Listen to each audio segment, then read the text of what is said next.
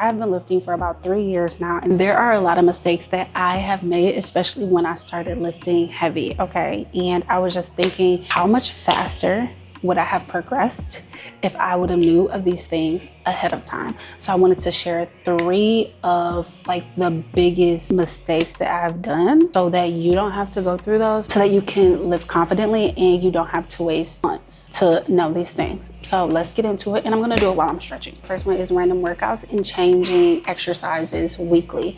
So the one thing that I would have done that I didn't do was I had a plan, but I always changed that plan every other week. Like I would say, okay, for these 2 weeks, I'm gonna do these exercises. Next 2 weeks, I'm gonna do these other exercises. And I did get a little bit of progress, but I wasn't able to make the progress that I'm making now on my journey. So I would definitely not do random workouts or change my workouts weekly. What I would do is every 4 weeks, I would create a plan with the same exercises. So Monday, let's say I would have an upper body day, lower body day, and a full body day. If I was just beginning, I would get my exercises for those days. And then I would do that plan for 4 weeks while progressive overloading. I was just out here just doing any and everything. Number 2 is that you don't need to work out 6 to 7 days to see results. So my problem was when I was working at home most of the time, I would work out 5 to 6 days, and you don't need to see results. In actuality, you could seriously overtrain your body. If you're not giving your body time to rest and repair itself, you will not see results. I would say 3 days a week getting started. And then if you want to add an extra day as you're progressing, then do that. But don't do what I did. The third thing is I didn't have a coach. So when I started to lift heavy, that's why I was doing random workouts. That's why I was working out 6 days a week, because I didn't have someone helping me with structure. I didn't have someone telling me what exercises to do. I didn't have someone telling me about form. If I was doing things correctly, which you can get seriously injured, I would have gotten a coach the first time. Now in my powerlifting journey, as I just started powerlifting this year of July 2025, and the first thing I got was a coach.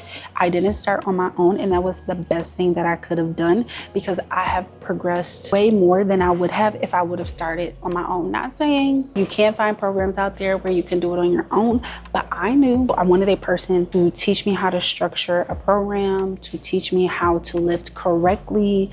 One thing about me is I am all about form. So I wanted to make sure that I had a coach in reach that I could go to get help. There are virtual trainers, of course, that you can get. There are in-person trainers you can get, but I would say it doesn't have to be long-term. And that's what I would have done if I could go back in time. This is a bonus one. I've been in this stretch the entire time. I was supposed to be okay. Okay. The last one is supplements. I took supplements way too early in my journey. If there's one thing that you take from this video, is when you're starting your lifting journey, do not take supplements right at the beginning.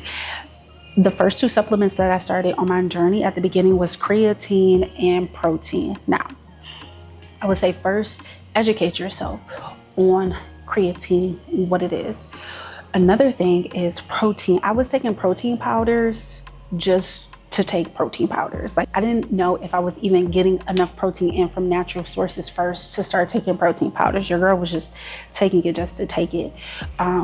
So I would not take supplements that I do not know of, that I hear about on social media without doing any research. What I would do first, if you're doing protein, I would definitely track your food for at least a couple weeks to see your baseline of how much protein you're getting. So I would say first, figure out what your baseline is and if you even need protein powders.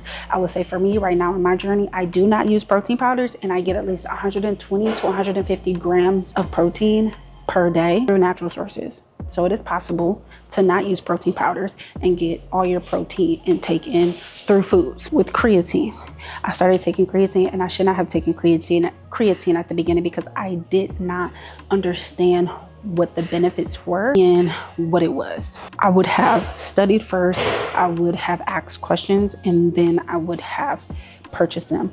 Now I do take creatine, and like I said, I don't take protein powders. But yeah, those are, y'all suck at multitasking.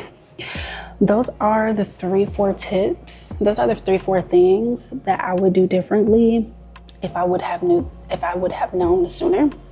Hopefully this helps, and hopefully you are able to just be more confident on your lifting journey and not do the mistakes that I did.